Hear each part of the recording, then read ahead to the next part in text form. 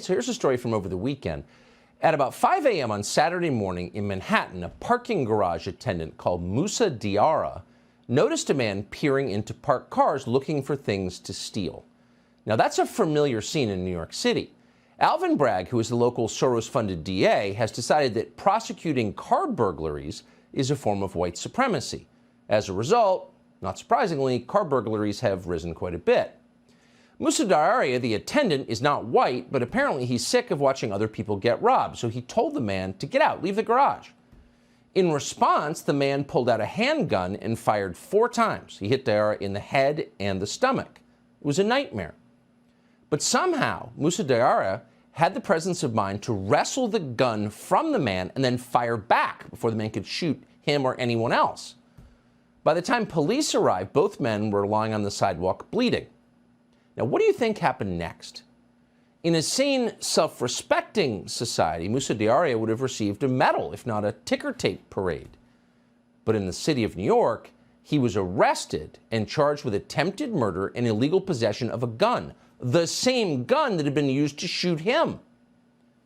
Diarra woke up in Bellevue Hospital shackled to his bed. The New York Post ran this picture. It's of him sobbing.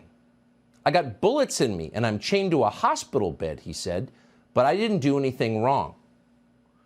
You can imagine his confusion. This was not the country he expected. And in fact, Musa Diarra is exactly the kind of person you want more of in your country.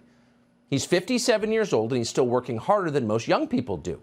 In fact, when New York shut down during COVID, Diarra went to work every day, like Americans used to. The man who shot him, by contrast, does not have a history of going to work every day. His name is Charles Rohde. We checked. He's got a rap sheet of nearly a dozen serious crimes that go back more than 20 years. And yet, as of Saturday at 5 a.m., he was not in jail. He was walking around New York with a gun looking for more things to steal. In the end, Alvin Bragg caved to public outrage, which was considerable, and dropped the charges against Musa Diarra. But he had already made the point very clear to everyone. In our new Soros-inspired justice system, decent people are the criminals, while the criminals are now a protected class. Here's how it works. The people in charge unleash chaos in our cities, but if you dare to protect yourself or your family from that chaos, you wind up in handcuffs. What is this? Well, the name of this system of governance is Anarco-Tyranny. You get state-sponsored anarchy accompanied by political tyranny. Since taking office, Bragg has done his best to increase the anarchy. He's increased the number of felony charges his office drops by nearly 40%. That includes almost half of all drunk driving charges. It's no longer really a crime to drive drunk in New York City. That's the anarchy part. But for those who step outside the political lines, it is tyranny. You'll remember the middle-aged bodega clerk called Jose Alba from the Dominican Republic. Bragg sent him to Rikers Island, one of the worst prisons in the world, for daring to defend himself against a lunatic who was trying to murder him.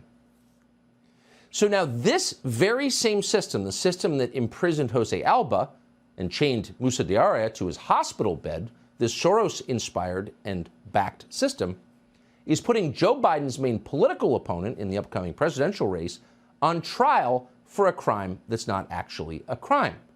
This is the political tyranny part of Anarco-Tyranny.